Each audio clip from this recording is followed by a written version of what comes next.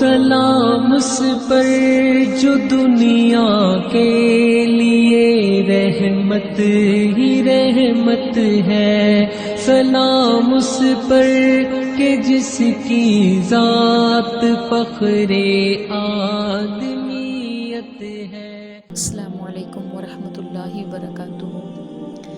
جیسا کہ ہم سب کو اندازہ ہے، ربیع الاول کا مہینہ ہم پہ سایہ فگن ہے۔ اس بابرکت مہینے میں ایک ایسی ہستی تشریف لائی جس نے انسانوں کو انسانیت سکھائی، تاریکیوں سے نکالا، روشنی ملایا۔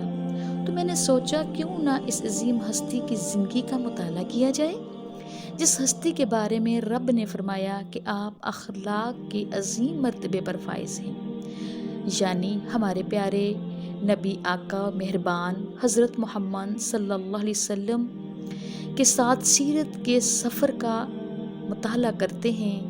اب سیرت کا جو مطالعہ ہم کریں گے وہ سال بہ سال کریں گے۔ اب سوال یہ ہے کہ سیرت کا سفر کیوں کیا جائے، سیرت کو کیوں پڑھا جائے؟ اس لیے کہ ہم سب کی اشد ضرورت ہے۔ جب ہم کلمہ طیبہ پڑھتے ہیں تو اس کو مکمل کرنے کے لیے ہمارا ایمان نبی پاک صلی اللہ علیہ وسلم پہ ہونا بہت ضروری ہے۔ پھر اسلام پہ چلنا بھی تو چاہتے ہیں، دل میں خواہش پیدا ہوتی ہے کہ کس سے پوچھیں، کیا کریں؟ پھر ہم لوٹتے ہیں سیرت کی طرف، اور پیروی بھی کرنی ہے اور کرنی بھی ضروری ہے۔ اور سب سے بڑھ کر اللہ نے اپنی محبت کے ساتھ نبی پاک صلی اللہ علیہ وسلم کی محبت کو، اتباع کو لازم جو قرار دیا ہے، تو اللہ کی محبت بھی کرنی ہے ہم نے، اور نبی پاک صلی اللہ علیہ وسلم کی اتباع بھی کرنی ہے اور کرنی بھی چاہیے۔ زندگی کے مختلف مراحل ہیں، مختلف سٹیجز ہیں، ہم گمراہی سے بچنا بھی چاہتے ہیں۔ آس پاس کے فتنے، طرح طرح کی باتیں، شرک و بدعت، اب ہمیں کوئی رستہ سمجھ نہیں آتا، ہمیں تو چاہیے کوئی سمپل سیدھا آسان سا راستہ، اور وہ سیرت سے بڑھ کر کوئی رستہ نہیں ہو سکتا۔ ہم نے قرآن کو پڑھا، قرآن کا پورا مشن پڑھا۔ اب قرآن ہمیں کام دیتا ہے، عبادت کرنے کو کہتا ہے، اسلامی نظام لانے کو کہتا ہے، اللہ کے رنگ میں اپنی زندگی کو رنگنے کو کہتا ہے، دین کو غالب کرنے کو کہتا ہے۔ تو ان ساری چیزوں کے لیے ہمیں کوئی رول ماڈل چاہیے، جس کو دیکھ کر ہم سیکھیں، اور جس کو دیکھ کر ہمیں یہ لگے اچھا یہ چیزیں ایسے بھی ہو سکتی ہیں۔ ان سارے مقاصد کے لیے ضروری ہے کہ ہم سیرت کو پڑھیں۔ اچھا، سیرت کو ہم کیسے پڑھیں؟ ہمیں نا شروع سے جو پرسنالٹی پڑھنا ہوتی ہے یا سیکھنا ہوتی ہے، ہم چاہتے ہیں کہ فنگر ٹپس پہ ہمیں وہ یاد ہو، لیکن ہم اس سیرت کو ایسے نہیں پڑھیں گے۔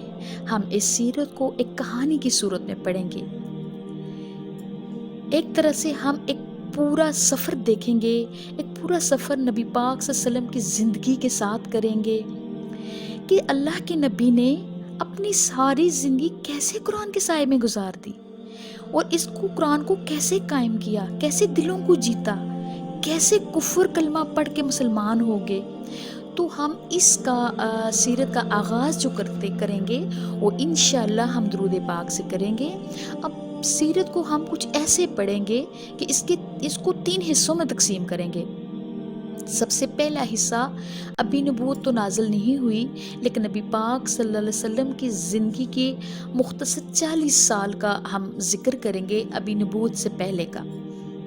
آج ہم صرف نبوت سے پہلے آپ صلی اللہ علیہ وسلم کی زندگی کا جائزہ لیں گے۔ اس کے بعد جب وحی نازل ہوئی، پہلی وحی کے بعد 13 سال مکی دور، جس میں مصیبت، پریشانی، مشقت، مختلف قسم کی آزمائش سے پیارے نبی صلی اللہ علیہ وسلم گزرے۔ ہجرت مدینہ 10 سال میں اسلام کا نفاذ، اور اس کے بعد پھر ہم ہر روز ایک حدیث پڑھیں گے اور ایک سنت لیں گے، اور اس سنت کو ہم اپنی زندگی میں بھی نافذ کریں گے اور اپنے چاہنے والوں کو، اپنے عزیز و اقارب کی زندگی میں بھی نازل کریں گے۔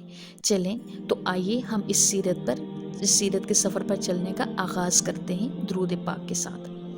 اللہم صلی علی محمد وعلی آل محمد کما صلیت علی ابراہیم وعلی آل ابراہیم انک حمید مجید اللہم بارک علی محمد وعلی آل محمد کما بارکت علی ابراہیم وعلی آل ابراہیم انک حمید مجید۔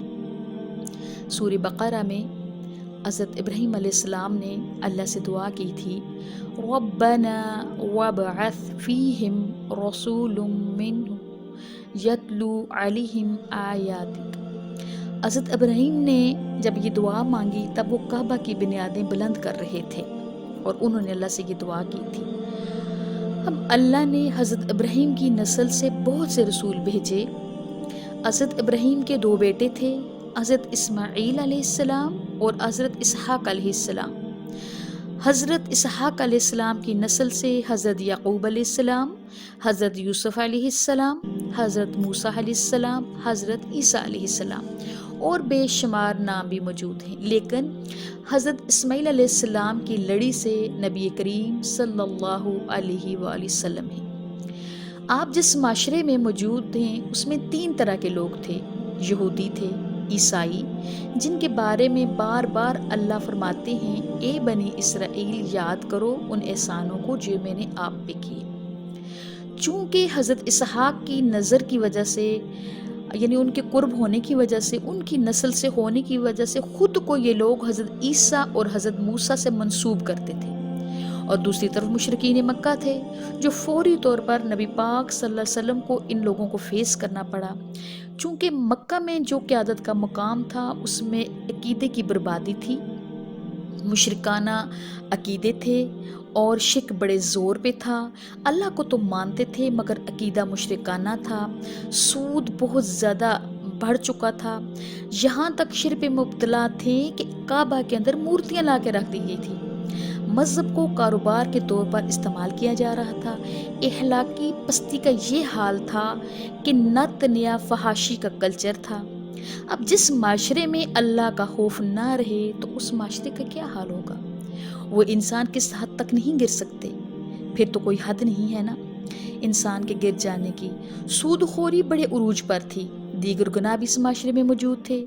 اب اسی معاشرے میں ایک بچے کی پیدائش ہوتی ہے، اس بچے کا نام جو ہے وہ محمد رکھا جاتا ہے صلی اللہ علیہ وسلم، کیونکہ بڑا ڈیفرنٹ نام تھا۔ اس وقت کے جو نام تھے وہ عبداللہ، عبدالعزیٰ، عبدالشمس، اس طرح کے نام رکھے جاتے تھے۔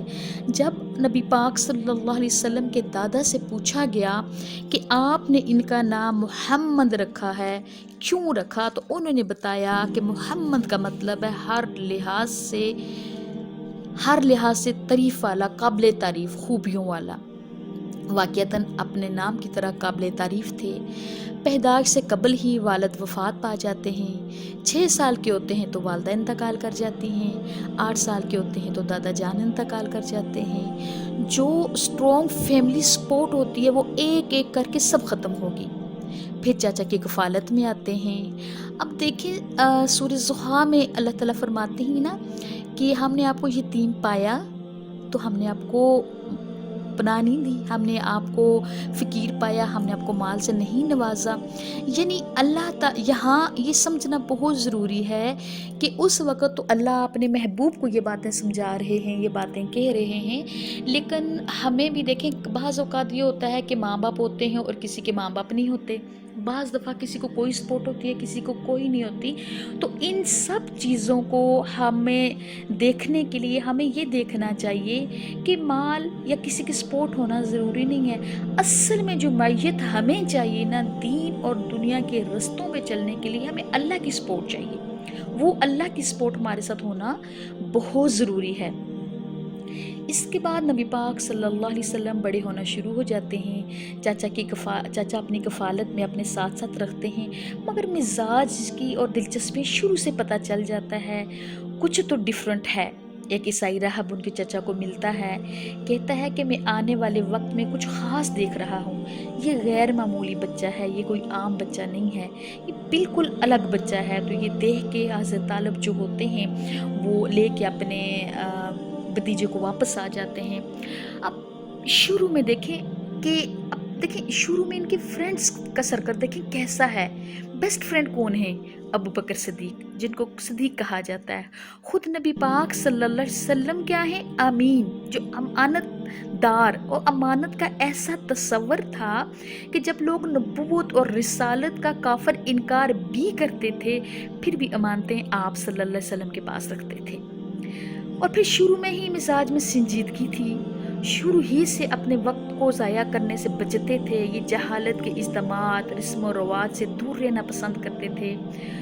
बहुत सारी चीज़ें इनके मिजाज का हिस्सा ना थी, यहाँ तक कि लोगों को देखते तो हैरान हो जाते, आखिर ये क्या एंजॉय कर रहे होते हैं। एक दो बार सोचा कि जो ये लोग करते हैं ज़रा मैं भी जाके देखूं, सिर्फ एंजॉयमेंट के लिए, सिर्फ अंदाज़ा लगाने के लिए कि वहाँ पे होता क्या है। लेकिन अल्लाह ने ऐसा किया कि दोनों बार रास्ते में नींद आ गई और उसके बाद कभी इसका तसव्वुर भी नहीं किया।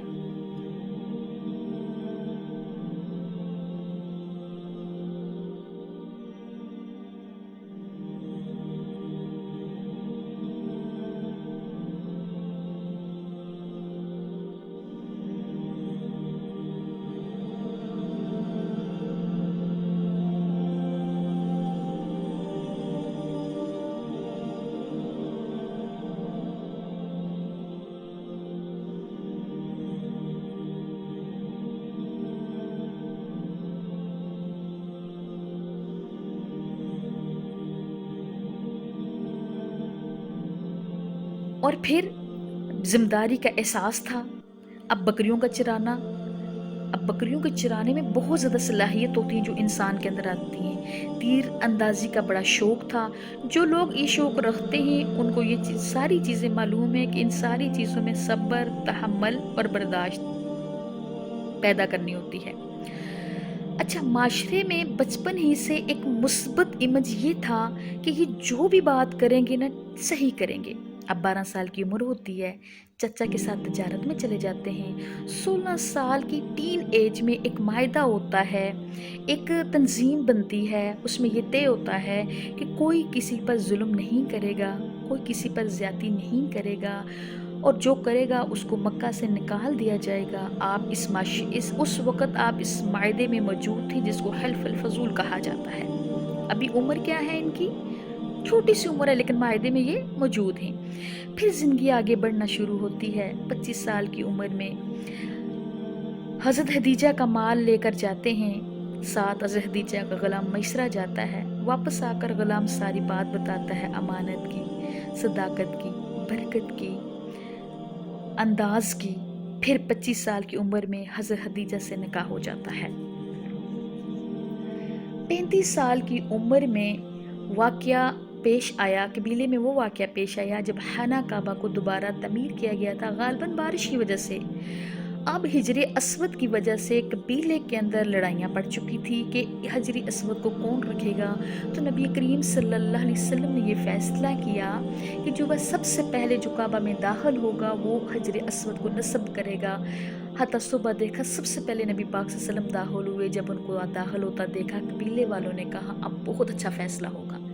अब फैसला देखें क्या किया कि एक कपड़ा मंगवाया, एक चादर मंगवाई, उसमें हिजरे अस्वद को रखा और हर कबीले के सरदार को कहा कि आप इसको पकड़ें और उठा के वहाँ तक ले जाएं। जब उस जगह तक ले गए, नबी पाक ने अपने हाथ मुबारक के साथ उसको नस्ब किया।